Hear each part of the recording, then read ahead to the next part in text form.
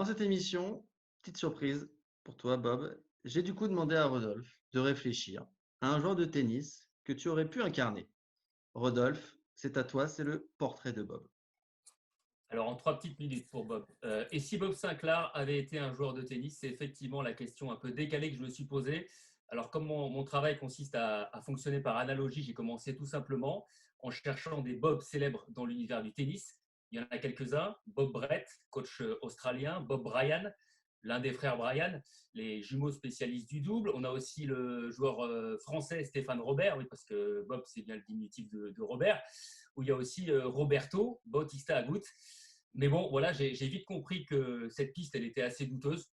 Un petit lien quand même avec le joueur espagnol, puisqu'on avait appris l'année dernière qu'il avait fêté son enterrement de vie de garçon à Ibiza.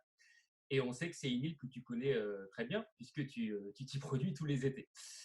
Bon, ça ne suffisait pas hein, comme élément de comparaison. Alors, j'ai farfouillé un peu dans la bio de Bob et je suis arrivé rapidement à la conclusion suivante. Le double tennistique de Bob est forcément un joueur ayant évolué dans les années 70. Pourquoi? Parce que Bob Sinclair, on le sait, c'est un personnage inventé, inspiré par les héros de jeunesse de Christophe, ton vrai prénom, en particulier Jean-Paul Belmondo dans le Magnifique. Et ça, c'est un film qui est sorti en 73. Ou encore un musicien que personnellement j'adore, Marc Serron, grand Manitou de la période disco. Donc bref, pour reprendre et paraphraser un tube de Serron, il était super naturel de revenir à cette époque kitsch et fantasmagorique pour dénicher le joueur de tennis que tu aurais pu être. Alors maintenant, ton style de jeu, on en a un petit peu parlé. Bob, sur un cours, j'ai fait aussi des petites recherches de mon côté. En gros, hein, ça donne ça, c'est un bon coup droit, un chip de revers agaçant pour les adversaires et le désir de monter au filet le plus souvent possible. Alors, chip de revers, volé, je me suis dit, tiens, pourquoi pas John McEnroe? Il coche bien sûr ces deux cases, le joueur américain. Il y a d'autres petites cases qui cochent aussi. Les 70s, les cheveux longs. Il a monté un groupe de musique, quand même, John McEnroe. Et puis une enfance urbaine dans une ville de rêve comme toi, le Queens à New York pour John, le Marais à Paris pour Bob. Et je rappelle que tu as écrit sur ces deux villes, hein, tu as écrit sur Paris deux albums qui s'appellent Champs-Élysées et Paris by Night, et sur New York, un morceau qui s'appelle New York City Music. Mais bon, il y a deux bémols hein, avec McEnroe. Le premier, Big Mac, il jouait de la main gauche. Et toi, il me semble que tu es plutôt droitier. Donc ça ne va pas. Ensuite, le caractère de cochon pour l'américain. Je ne suis pas sûr que ça soit ton cas. Un tempérament pas très peace, pas très love generation. Du coup, j'ai continué ma quête et j'ai finalement trouvé un autre sosie tennistique, quasiment une évidence en fait. Je pense que tu le connais, c'est Vitas Gerulaitis. Alors putain, je te jure, t'es un génie, mon pote. J'y pense.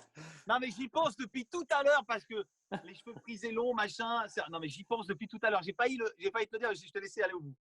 Eh ben, c'est parfait. Eh ben, je termine avec ça. Je résume le personnage pour ceux qui ne le connaissent pas de Vitas. Donc droitier, donc déjà on est bon. Une belle crinière, un jeu porté vers l'avant, playboy. Il jouait pour le plaisir, il jouait pour le fun. C'était un musicien, c'était un très bon guitariste. Et puis le plus important, il vivait beaucoup la nuit. C'était un grand adepte des soirées en discothèque. Donc ça vous rappelle peut-être quelqu'un. Et deux petites infos pour boucler la boucle. Gerulaitis était toujours entouré par beaucoup de jeunes femmes, un certain nombre de darlings, qui te référence à un de tes titres. Et puis aussi, il se rendait fréquemment au Studio 54. C'est une mythique boîte de nuit new-yorkaise ouverte à la fin des années 70, où on y passait à l'époque du Marc Serron. Voilà, donc un petit mix entre John McEnroe et Vitas Gerulaitis, ça serait un petit peu ton joueur. Bob, apparemment, il y a alors là, franchement, ton analyse, Bravo. l'analyse est incroyable. Et c'est vrai que à l'époque, j'ai vu des photos, moi, de Vitas Gerulaitis, Borg en fourrure, carrément. Ils portaient des manteaux de fourrure, ils roulaient tous en Rolls. Et il n'y a plus ce petit truc-là. Ils sont tous dans leur coin avec ces petites raquettes. Là. Ben non, on veut du bad boy, on veut du rocker. Tu vois, là, tu as fait un parallèle avec Connors. Et voilà, on va voir ce que tu vas faire sur Kyrgios. Là, tu peux être sale, je pense. Mais ACDC, Kyrgios, ils sont australiens tous les deux, machin, peut-être. Je t'ai donné un indice. Moi, je suis parti sur du hip-hop pour Kyrgios. Ah ouais. Il y a très peu de rappeurs australiens. Non, mais je suis parti sur, comme il adore la culture américaine, la NBA, je suis plutôt parti sur les Américains.